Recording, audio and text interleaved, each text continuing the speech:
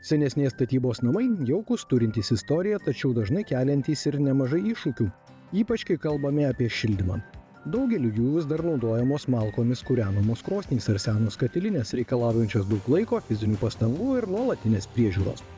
Augant energijos kainoms ir keičiantis žmonių gyvenimo tempui, vis daugiau gyventojų ieško sprendimų, kurie būtų ne tik ekonomiški, bet ir patogūs kasdienybėje. Tad kyla natūralūs klausimai, kokias šildymo sistemas šiandien renkasi senesnių namų savininkai, kas šiuo metu populiaru ir nuo ko apskritai pradėti, galvojant apie šildymo sistemos atnaujinimą. Dujų balionų sistema jinai patogi tuom, kad jinai lengvai įrengiama ir pritaikoma įvairios statybos namuose. Dažnai jinai yra pakeičiama prieš tai buvęs granulinis ar kieto kuro katilas. Nors ir senoji sistema jinai yra efektyvi, jinai gerai veikia, tačiau dėl nuolatinės priežiūros, dėl papildomo darbo, dėl nepatogumo arba sunku suvaldyti pastovią temperatūrą, klientai kreipiasi ir sako, mes dar nenorim išmontuoti senos šildymo sistemos, bet norim to temperatūros pastovumo, patogumo, laisvės nuo namų, nuo katilinės ir katilo priežiūros. Kokia būtų alternatyva? Tai būtent čia ir yra dujų balionų sistema ir dujinis katilas, kuris puikiai tinka prie esamos šildymo sistemos, nedemontuojant ir paliekant veikiantį seną kieto kuro katilą, o taip pat įjungiant ir naują automatizuotą dujų balionų sistemą. Ir klientas laisvas rinktis, jeigu jisai turi kieto kuro likutį, nori šiek tiek pakombinuoti, sukūrenti, jisai pilnai naudoja savo esamą kieto kuro sistemą, o kada norisi komforto, patogumo, ryte nešokti iš lovos ir nebėgti į katilinę, jisai tiesiog užsistato automatizuotai veikiančią suvirda šildymo sistemą ir mėgaujasi šiltais ir komfortiškais namais. Pono Vaidoto namas statytas prieš 60 mečius ir nors jame įvairių tuometės architektūros bei inžinerijos pagerinimo sprendimų yra, bet laikas padiktavo ir dar vieną kelią – modernizuoti ir šildymo sistemą.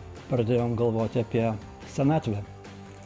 Žinot, vis tiek reikia ir granulės susinešti, reikia prižiūrėti, reikia pečių prižiūrėti, o čia dabar jokių problemų.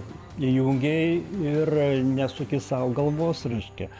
Na ir su žmona pasitarėm, kol dar pajėgiam finansiškai, tai nutarėm, kad geriausia tai dujos yra. Nieko keisti nereikėjo, pasijungė į mūsų esamą sistemą ir labai gerai, norim, galim kūrent tuo, 3 kranus prasukam ir kūrenam kitų kuro. Tik tiek, čia labai gerai. Automatiškai veikianti šildymo sistema užtikrina ne tik komfortišką temperatūrą bet kuriuo metu, bet ir karšto vandens ruošimą puikiai tinka įvairiems namams. Valdyti ją galima ir tiesiogiai, ir nuotoliniu būdu telefonu, o vienintelė jūsų užduotis apsispręsti, kokios temperatūros savo kambariuose norėtumėte. Klausėme nepriklausomų eksperto, kokiais kriterijais vadovaujantis reiktų rinktis namų šildymo sprendimą. Pirmoje vietoje be abejo būtų greičiausiai kaina, investicija į pačią technologiją.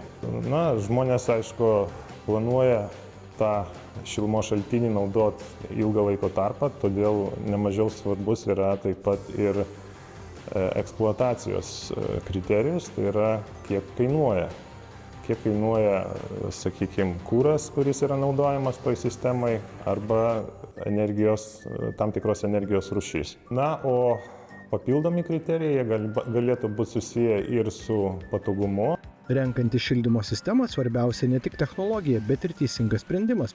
Todėl visada verta pasitarti su savo srities profesionalais. Jie įvertins jūsų namų poreikius ir padės parinkti tinkamo galingumo bei funkcionalumo sprendinius. Dažnai klientų sulaukiam klausimo, ar gal statytis oras vanduo šilumos siurblius, ar čia dujas, kas yra geriau, ką pasirinkti.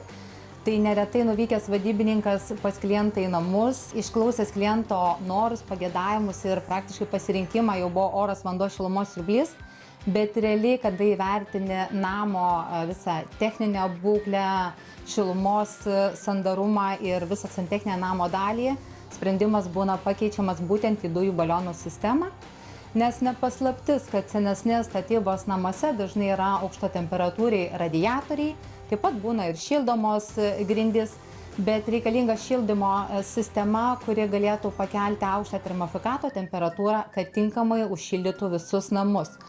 O šilumos siurbliai, kad ir koks modernus ir populiarus pasirinkimas, bet dėja dėl ekonominio efektyvumo, jie labiau tinka naujesnės statybos namuose. Tad jeigu galvojate apie šiltesnius, patogesnius namus, pradėkite nuo pokalbio su specialistais. Geriausias sprendimas visada prasideda nuo tinkamos konsultacijos su patikimu šildymo partneriu. O jums belieka tik vienas klausimas. Ar jau esate pasiruošę žengti žingsnį į patogesnę kasdienybę?